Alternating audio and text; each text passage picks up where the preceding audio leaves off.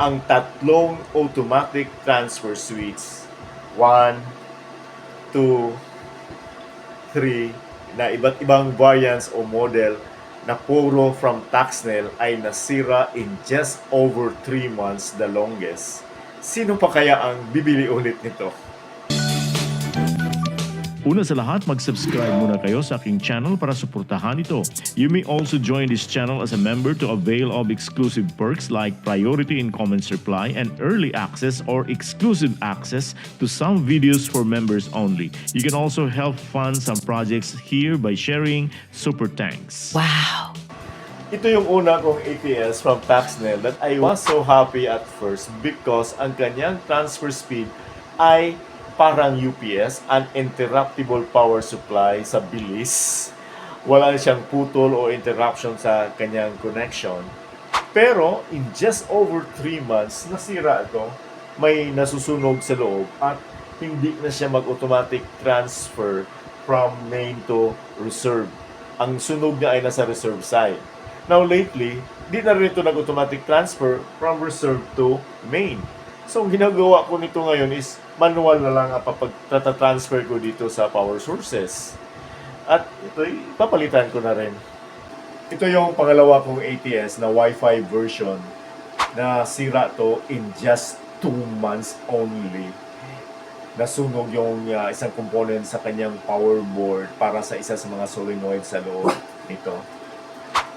And lately, ito namang black ATS na sinabi ko pa in this video na siyang pinakamatibay sa tatlo ay nasira rin.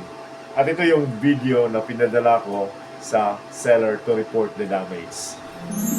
Okay, that's already on the main side position and the selector switch here is set to manual. If I'll push the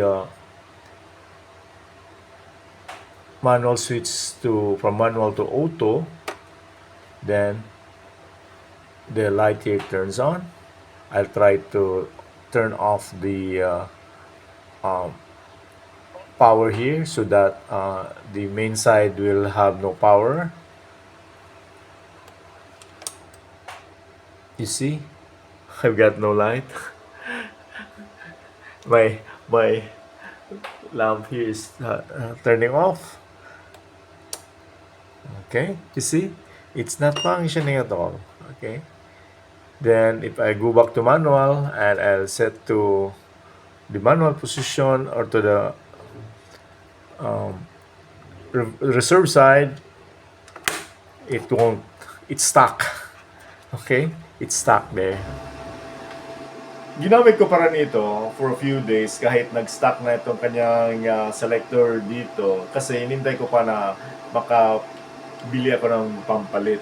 Habang nag-antay ng delivery ng bagong unit, pumutok ang circuit sa loob nito habang nag-attempt siya na mag-transfer. Dahil nag-stuck ang mechanism, so may nasusunog na sa loob.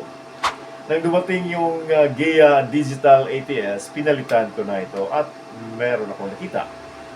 Tingnan nyo ang kanyang terminal sa nasusunog at napuputol ka itong connection niya dito sa kanyang sensing cables para dito sa kanyang bus terminals. Okay, nasusunog na napuputol talaga siya. Yan ang isa sa mga problema. Or yan, hindi natin alam kung anong reason kung bakit siya nagaganyan.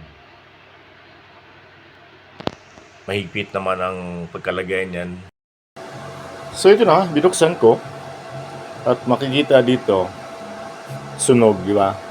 Grabe yung sunog, oh. Tingnan nyo. Black na black lahat dito. Then, sa tingin ko, ang sira na naman ay itong sa side ng kanyang terminals dito. Ito. Oh, black na black siya. Then, nag-stuck dito ang kanyang solenoid. Ito. Nag-stuck na to.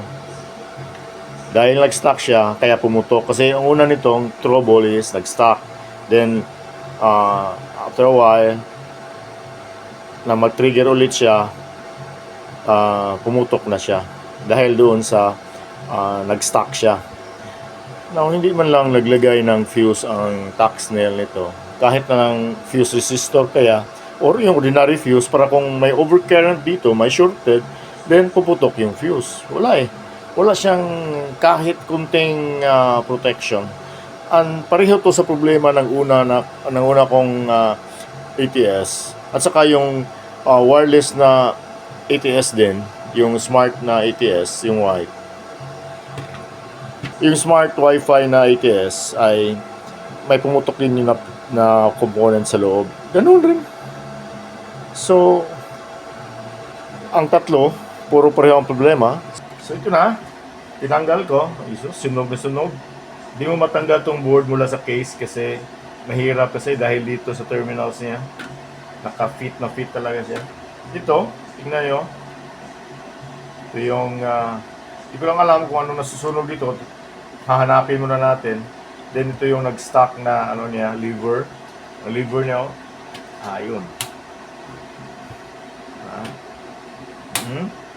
Mahirap. Try natin pliers. Shift natin. Yun. Hindi na, Ayaw na. Ayaw na lumipat sa kabila. So, may sira to. Mukhang ito pang hindi naman ito sunog.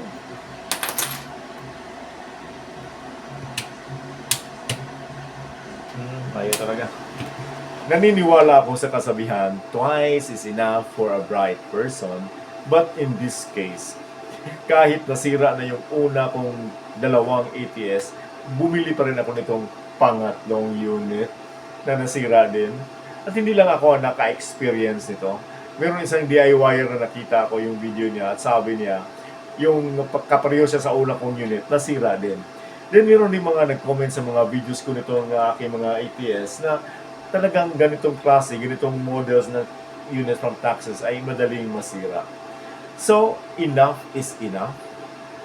Di na ako bibili from Taxnel ng ganitong ATS models nila. In fairness naman sa seller, nang sinabihan ko sila about the problem, nag-offer sila na magpapadala sila ng replacement pag meron akong bagong order. Meaning, pag may order ako na ibang item, isali nila na ipapadala yung replacement para nito. That was a good offer kasi lampas na to sa kanyang return period. Thanks, but that won't stop me advising you from don't buy this kind of ATS from Taxnel kasi meron talagang design flow ng kanilang mga ATS models like this. Kung meron kayong the same experience, paki-comment naman dyan sa ating comment section. Dahil salamat, bye.